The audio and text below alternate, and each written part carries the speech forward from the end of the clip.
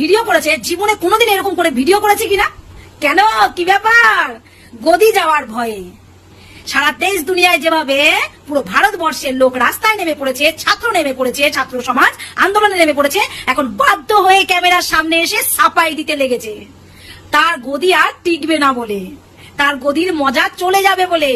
আরাম করবে কোথায়? সেই জন্য মনে হয় ওনার লাইফে উনি প্রথমবার ক্যামেরার সামনে নিজে নিজে ভিডিও করে লোকের কাছে নিজেকে ভালো প্রমাণ করার জন্য কিছু বক্তব্য রেখেছেন। না হলে আজ পর্যন্ত কোনোদিন কোনো কারো কথার জবাব উনি দেননি। ওনার যেটা মন হয়েছে উনি সেটা করেছে। আজ নিট পরীক্ষা নিয়ে যখন দেখছে আর তো আমি আমার গদি টিকিয়ে রাখতে পারবো না, আমি আজ পর্যন্ত কোনোদিন আপনার এত ফলোয়ার্স, এত মিলিয়ন ফলোয়ার্স, তার মধ্যে কোনোদিন দেখিনি আপনার রিলস ভিডিও ছাড়া, কোথাও যাচ্ছেন সেই ভিডিও ছাড়া, কোনো অনুষ্ঠান করছেন সেই ভিডিও ছাড়া, কার নাচ দেখছেন, কার সাথে মেলোডির ভিডিও করছেন, মেলোডি খাওয়াচ্ছেন, চকলেটি খাওয়াচ্ছেন, সেই সব ভিডিও ছাড়া আপনি নিজে কোনোদিন ক্যামেরার সামনে এসে কারো সম্বন্ধে দুঃখ প্রকাশ করেছেন? এই ফার্স্ট। আর এই জীবনে প্রথম আপনি দুঃখ প্রকাশ করছেন। কেন? আপনার গদি এখন টলমল করছে। ভয় পেয়েছেন আপনি ভয় পেয়ে আজকে ক্যামেরার সামনে এসেছেন। ছি ছি ছি ছি ছি, লজ্জা হওয়া দরকার আপনার। কত লোক আপনার জন্য শেষ হয়ে গেল, কত ছাত্র সমাজ শেষ হয়ে গেল। এতদিন পশ্চিমবঙ্গের সরকারের দিকে আঙুল তুলছিলেন, কটা চাকরি দিয়েছে? আপনি কতজনকে চাকরি দিয়েছেন আজ পর্যন্ত, যার জন্য ছাত্র সমাজ, পুরো ভারতবর্ষের ছাত্র সমাজ রাস্তায় নামতে বাধ্য হয়েছে, তাদের বাবা মা শুদ্ধ নামতে বাধ্য হয়েছে, সিনেমা ইন্ডাস্ট্রির লোকেরা, বড় বড় অভিনেতারা রাস্তায় নামতে বাধ্য হয়েছে। কাকে না আপনি বাধ্য করেছেন রাস্তায় নামতে? আপনি এমন একটা মানুষকে রাস্তায় ভিক্ষা করার মতো পরিস্থিতি করে দিয়েছেন, রাস্তায় নামার মতো পরিস্থিতি করে দিয়েছেন। আর আজকে দুঃখ প্রকাশ করছেন, আজকে সাফাই দিতে এসেছেন নিজের হয়ে। হ্যাঁ, নমস্কার, আমি তৃণমূল কংগ্রেসের কৃষ্ণনগরের সাংসদ মহুয়া মৈত্র। আজকে সারা দিল্লি মনে হচ্ছে আ সিটি আন্ডার সিজ, মনে হচ্ছে এটা একটা রণক্ষেত্র। সব জায়গায় পুলিশ, সব জায়গায় ব্যারিকেড। মধ্য দিল্লি, সেন্ট্রাল দিল্লির 16টা মেট্রো স্টেশন বন্ধ করে দিয়েছে, সব জায়গায় দিল্লি পুলিশ, এবং ইন্টারনেট নেই, সব ইন্টারনেট পরিষেবা বন্ধ। কোনো হোয়াটসঅ্যাপ, কোনো মেসেজ কিচ্ছু পাঠানো যাচ্ছে না। আমি এখন বাড়ি এসে ওয়াইফাইতে কানেক্ট করে এই মেসেজটা আপলোড করছি। কিসের ভয়? যে সরকারের ভয়, যেই পড়ুয়ারা, যেই বাচ্চারা যন্তর মন্তরে এবং দিল্লির পথে ঘাটে নেমেছে তাদের ভয়। 3 দিন আগে দিল্লির পুলিশ কিভাবে এই কম বয়সী 16, 17, 18, 19, 20 বছরের বাচ্চাদের ডান্ডা দিয়ে, লাঠির মধ্যে নেলস, পেরেক ঢোকানো লাঠি দিয়ে কিরকম মারলো আপনারা দেখলেন। ভাড়াটে গুন্ডা, বিনা ইউনিফর্ম আছে তো তাতে নেম ট্যাগ নেই, সারাদিন ধরে 8-10 ঘন্টা ধরে কাঁদুনি গ্যাস দিয়ে এরা এই পড়ুয়াদের উপরে অ্যাটাকটা চালালো। এবার ওরা চাইছে যে সংসদের ভেতরে জনপ্রতিনিধিদের সাথে একটা ডিল করার জন্য। বারবার খবর পাঠাচ্ছে যে একটা আলোচনার জন্য আমরা তৈরি।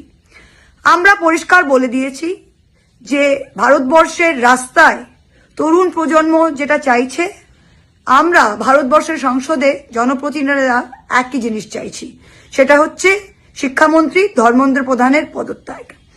প্রথমে পদত্যাগ, প্রথমে অ্যাকাউন্টেবিলিটি, তারপর কথা। Without resignation nothing is possible. আর বাংলার যেই 20টি গদ্দার বেইমান এমপি যারা আজকে এনডিএ বিজেপির সাথে হাত মিলিয়ে নরেন্দ্র মোদীকে তাদের অভিভাবক মনে করছেন, তারা আজকে চোরের মতো মুখ লুকিয়েছিল। তারা আজকে কিন্তু আমরা প্রদর্শনী করলাম, আমরা প্রোটেস্ট করলাম, সবাই মিলে রাস্তায় ঘাটে ভারতবর্ষের বাচ্চারা যেটা চায় আমরাও সেটা বললাম যে ইস্তিফা চাই। অথচ এই 20 জন এমপি যারা তৃণমূল কংগ্রেসের সিম্বলে নির্বাচিত হয়েছে, এখন তারা মানুষের ভোটের সাথে গদ্দারি করে তারা মুখ লুকিয়ে চুপচাপ। তাদের অবস্থানটা কি? তারা কি চায়? তারা বিচার চায়? তারা বাংলার মাটিতে ফিরবে যখন, তখন মানুষ জিজ্ঞাসা করবে যে আপনারা কাদের হয়ে লড়েছিলেন? কাদের হয়ে লড়েছিলেন আপনারা? আপনারা কি নরেন্দ্র মোদীর সাথে? আপনারা বিজেপির সাথে? আপনারা কি নিট কেলেঙ্কারিতে টু শব্দ করে প্রতিবাদ করতে পারবেন না? পারবে না, তারা এখন পারবে না, কারণ বিজেপি তাদের কিনে নিয়েছে, তাদের সাইলেন্সটা কিনে নিয়েছে। এই হচ্ছে ডিল, এই হচ্ছে আন্ডারস্ট্যান্ডিং। যে যখন কোনো মানুষের ইস্যু আসে তখন কোনো প্রতিবাদ না, তখন চুপ করে থাকো। কিন্তু আমরা যারা আসল তৃণমূল কংগ্রেস, আমরা আর সমস্ত জোট শরিকরা রাস্তায় নামছি। আমরা পার্লামেন্টের ভেতরে একটাই কথা, যে মানুষ যেটা চায় ধর্মেন্দ্র প্রধানের ইস্তিফা, পদত্যাগ, সেটাই আমাদের একটাই ডিমান্ড। Thank you. নমস্কার দেশভক্তরা এবং অন্ধভক্তরা। চোখ থাকতে দেখতে পাই না, মুখ থাকতে বলতে পারি না, কান থাকতে শুনতে পাই না যারা, তাদেরকে বলছি, আপনারা জানেন প্রতিবন্ধী বা ডিসেবল মানুষদের থেকেও আপনাদের করুণ অবস্থা, কারণ আপনাদের সবকটা ইন্দ্রিয় কাজ করছে, আপনারা কাজে লাগাচ্ছেন না। আপনারা ধর্মের কথা বলেন না, ধর্ম আপনাদের কি শেখায়? কনসিয়াসনেস বাড়াতে। এটা আপনাদের কনসিয়াসনেস? আপনারা 34 বছরের রাজত্ব নামিয়ে দিয়েছিলেন কারোর একটা অনশন দেখে।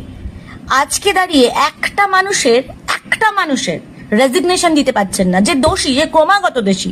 আজকে নিট নয়, তার আগের বার অন্য পরীক্ষার পেপার ফাঁস করা হয়েছে, প্রত্যেক বছরকে বছর চলছে। একটা দেশে যেখানে সরকার জব দিতে পারে না, সেখানে মেরিটের বেসের পরীক্ষায় কোশ্চেন পেপার লিক হয়ে যায়, আপনারা দেখতে পাবেন না, শুনতে পাবেন না, বলতে পারবেন না। আর আপনারা সমালোচনা করবেন যারা এগুলো করছে বলে। আপনাদের নিজেদের বোধ বুদ্ধি যুক্ত মানুষ মনে হয়? সব লস করে গেছেন, সব। বিশ্বাস করুন, এই পরিস্থিতিতে আপনি আপনার কি ভালো করছেন আমি জানি না, আপনার পরবর্তী প্রজন্মের ভালো করছেন না। অবশ্য আপনাদের মতো স্বার্থপর লোকেরা না নিজেদের বাইরে কারোর কথা ভাবে না, প্রজন্মের কথাও ভাবে না। প্রজন্মের কথা ভাবতে হলে সোনাম মাংচুর মতো হতে হয়। উনি আপনাদের ছেলে মেয়েদের জন্য, আমাদের দেশের ভবিষ্যতের জন্য টানা না খেয়ে আছে, এবং সরকার কথা বলার প্রয়োজন মনে করছে না। এটা নিয়ে আপনাদের মুখ ফুটছে না, আপনারা নির্বাক। আপনাদের এইটাই যদি অন্য কোনো জায়গায় একটা বোম ফেলা হতো, ফেসবুক উড়ে যেত, একটা অন্য কোনো ক্ষতিকর কিছু হতো, আপনাদের আনন্দের উচ্ছ্বাস থাকতো না। কিন্তু আপনারা নির্বিকার। আর আপনাদের প্রধানমন্ত্রী মোদিজি, উনি তো ধর্মেন্দ্র প্রধানকে প্রচন্ড বাহবা দিচ্ছেন। কি করছেন আপনারা? কিসে দেখতে পাবেন একটু বলবেন? লাশের পর লাশ, আজকে সোনাম মাংচু, তারপরে অন্য কেউ। আর ফ্রিডম অফ স্পিচ বোধহয় সংবিধানই দিয়েছে নাকি, সেটাও বদলে ফেলেছে নাকি সেটা? ও আচ্ছা, লিগাল কিছু তো আপনাদের জানা নেই। আপনাদের যেটা আপনাদের নেতা মন্ত্রীরা জানায় সেটাই আপনাদের জানা। আর কত অশিক্ষায় জর্জরিয়ে থাকবেন বলুন তো? বিশ্বাস করুন, নেতাজি, গান্ধীজি এই দিনটা দেখার জন্য অন্তত স্বাধীনতাটা এনে দেননি আপনাদের। আপনারা যেচে পরাধীন হচ্ছেন। Please wake up. ভারত আমাদের দেশ, একটা দেশের মেরুদণ্ড তার শিক্ষা এবং স্বাস্থ্য ব্যবস্থা। কিন্তু এই রিসেন্টলি 100 কোটি টাকায় বিক্রি হয়ে যাওয়া নিটের প্রশ্নপত্র, তাতে কিন্তু আমাদের প্রত্যেকেই ভাবাচ্ছে। সেই যে প্রশ্নপত্রগুলো যারা পেয়ে পয়সা দিয়ে কিনে পরীক্ষা দেবেন, তারা যে পরবর্তীকালে কিরকম ডাক্তার হবে সেটা তো সবাই জানে। তাদের স্বাস্থ্য ব্যবস্থা কি হবে, কি দশা হবে, সেটা সবাই বোঝে। আর 10 বছরে 152টি পরীক্ষার প্রশ্নপত্র লিক হয়েছে।